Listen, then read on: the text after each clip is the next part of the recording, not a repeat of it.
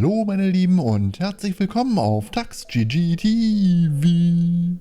Heute krallen wir uns den wahrscheinlich besten Zauberstab des Spiels. Ganz konkret geht es um Lusats Schimmersteinstab. Hierfür reisen wir nach Caelid. Das ist das rot eingefärbte Gebiet im Osten der Map. Wir wollen zu der Zaubererstadt Sellia. In meinem Videobeispiel wähle ich den Ausgangspunkt Kristalltunnel von Sellia. Ihr könnt aber auch gerne einen Gnadenpunkt irgendwo am See benutzen und dann nach Sellia durchreiten.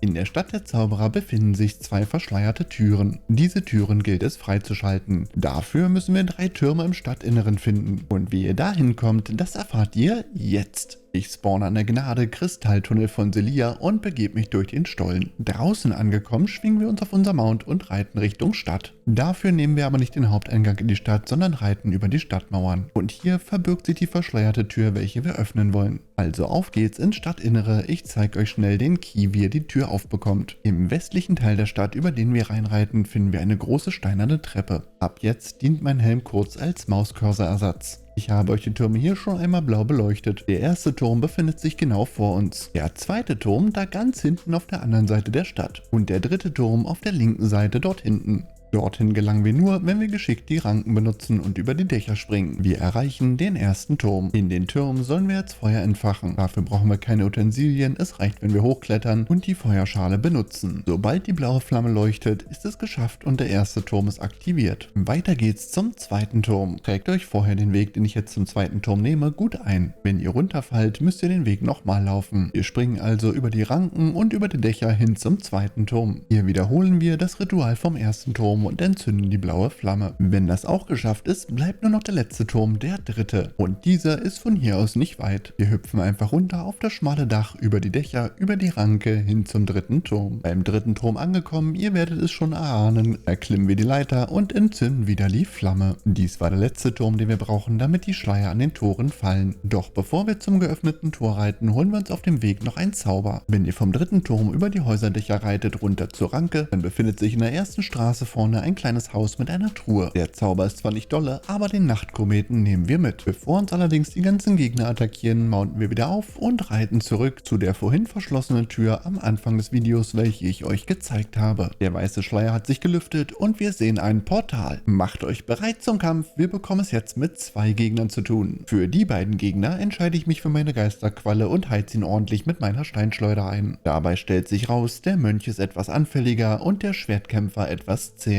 Nach ein paar Sekunden liegen aber beide im Dreck und sie droppen das fließende Nox-Schwert. Unser Objekt der Begierde liegt aber hinten in einer Kammer in einer Truhe. Wenn ihr diese öffnet, herzlichen Glückwunsch, ihr habt Lusats Schimmersteinstab. Bei diesem Stab lohnt es sich, diesen aufzuwerten. Und im Basic Stats her ist er nämlich erstmal nicht besser als der Meteoritenstab. Dies ändert sich erst mit Stufe 5. Zum Aufwerten benötigt der Stab Dunkelschmiedesteine. Und wie ihr an diese gelangt, das erfahrt ihr in einem der nächsten Videos. Dann hoffe ich, dass euch mein kleines Video gefallen hat und ihr den Stab gut einsetzen könnt. Ich bedanke mich bei euch fürs Zuschauen, lasst mir noch ein Like und ein Abo da, aktiviert die Glocke und bis zum nächsten Video, euer Tax.